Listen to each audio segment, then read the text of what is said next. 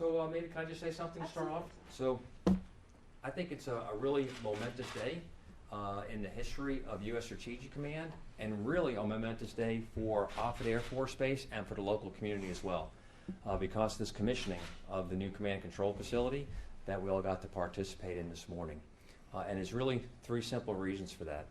First of all is that as our country moves ahead into the 21st century, the missions that U.S. Strategic Command can do, we'll all be able to do much better, much more efficiently.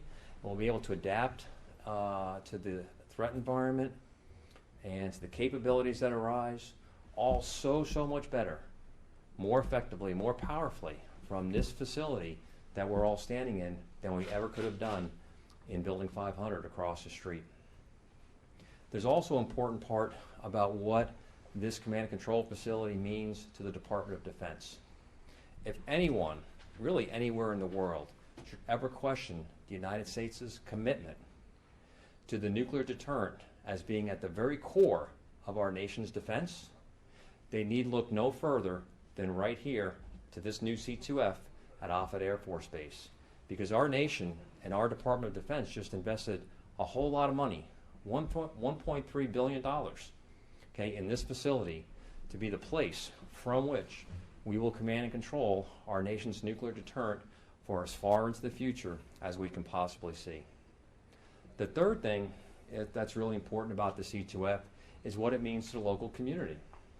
So again, if anyone should ever wonder about the future of Offutt Air Force Base, or what kind of missions we'll do here, or whether or not the local community will continue to support the base and its missions, once again, they need look no further than right here to this brand new command and control facility.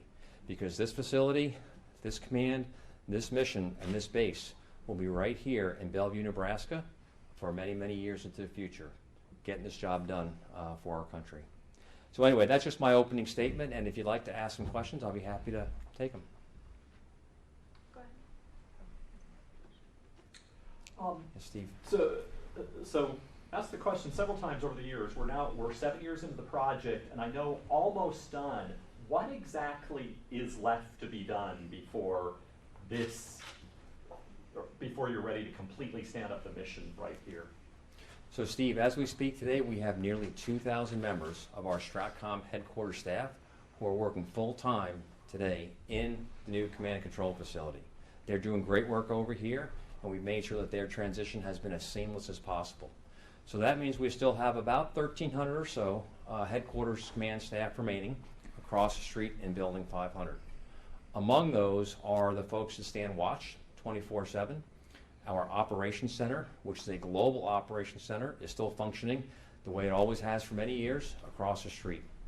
We're in the last phases of testing, doing all of our operational checkouts on some of our IT systems and our new global operations center that's down in the basement of this C2F. I think that's going to be the last thing that we have to get done. Once we've certified that the new global operations center and all the people who stand watch there can do the mission with 100% confidence, not 99.9% confidence, but 100%, then and only then will we recommend to the commander that we move the operations center's functions over here permanently, and I think that's when we'll see the command element also move across the street to the C2F. And that day is going to be here before we know it. It was mentioned today that constructing this facility was, I believe it was said, like the most complex construction project in government history. Can you speak on the complexity, on just why it was so complex? So I can't speak about if it was the most in history. I'm sure there are many who lived through it that may feel that way. The Army Corps of Engineers had a really important role in overseeing the construction of this facility. But this facility really is unique. It's one of a kind. You won't find another one like it anywhere in the world.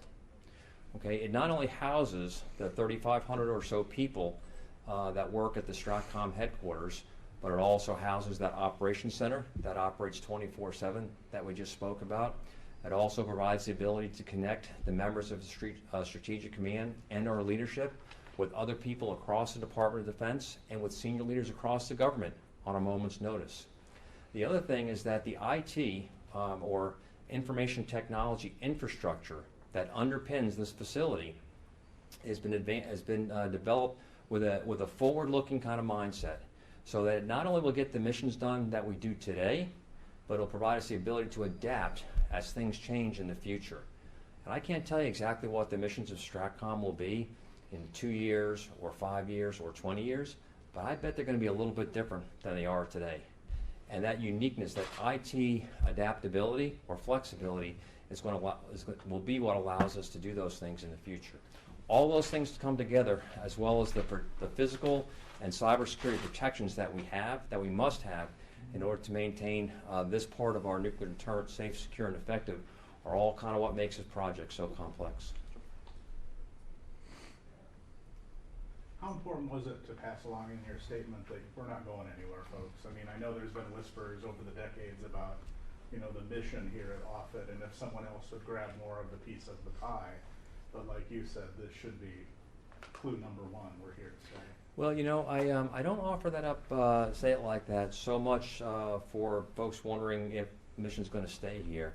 It's really more of an affirmation for the local community that this command is really, really important. And you know what? We heard the Deputy Secretary of Defense and we heard the Chairman of the Joint Chiefs of Staff say that very thing during their remarks today, that nuclear deterrence underpins our national defense. It's the one thing that ensures the survival of our country. And as I think General Milley was the one who said, it is the most important mission that our Department of Defense does.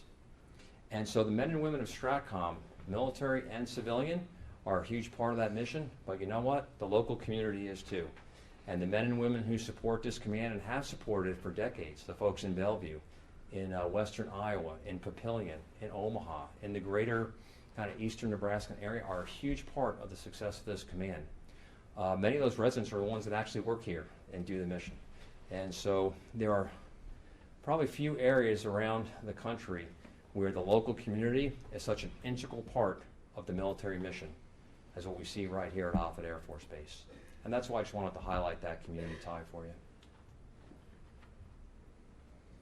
Sir, you've worked in both buildings. I was wondering if you could talk a little bit about the contrast between just what it's like working in this building versus working in Building 500. So Steve, if you remember, the very first interview or meeting that I personally did in this new C2F was with you when we spoke several months ago up in what will soon become my office up on the third deck. And you know, the thing is, the contrasts are numerous. And everything here is new. It's about the future. It's about a different way of the workforce being able to interact with one another. And it's about advanced ways for us to communicate up, out, and down to the nuclear forces. Things that we don't do today or do differently than we can do it today in Building 500. You've been in Building 500 a number of times. And you know, it's kind of a maze of hallways that lead to large spaces filled with cubicles. Great men and women do really important work over there, but they do so in a facility that kind of focuses more on the way the missions used to be done and the equipment that we used to have available in order to get those missions done. Over here, the sky's the limit. I mean, whatever the Department of Defense needs to help defend the country, particularly if it has a global effect, bring it here to C2F, this command, this workforce. We'll figure out how to make it work for us. And beyond that, it's just a beautiful, beautiful place to work. When you see all the folks walking around out in the atrium and stopping to talk throughout the day, then you recognize, at least I do, recognize the tremendous vision that the folks that designed this facility had in designing it in a way that's going to foster collaboration throughout the workforce, and how important that is to really have a fully effective and well-functioning workforce. And that's what we have today in the C2F. Sir? How important was the name dedication today? That's a great question. I think the name dedication was hugely important. You heard General Hyten say it during his remarks. From his standpoint, there was no way that STRATCOM could work in a facility with a name anything other than that of General LeMay. So recognizing our heritage, I think, is a hugely important part to kind of help connect our current workforce with our legacy of where we came from. Those kind of historical roots are also embedded in the local community, and we get to continue that on with the name LeMay on the front of the building.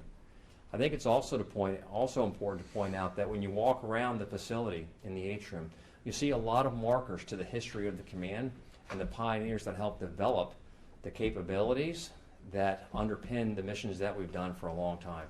So folks like Admiral Rayborn, Admiral Rickover, General Powers, General Schriever, just a whole number of titans of the nuclear industry, if you can call them that, that have contributed to this. So the General LeMay name on our front door is a really, really important part of it. All right, we have time for one more question. Anybody want to close this out? No more questions. All right.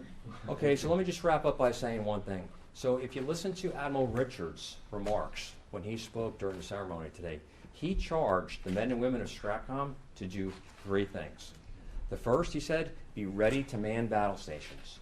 The second, he said, was to follow the shot.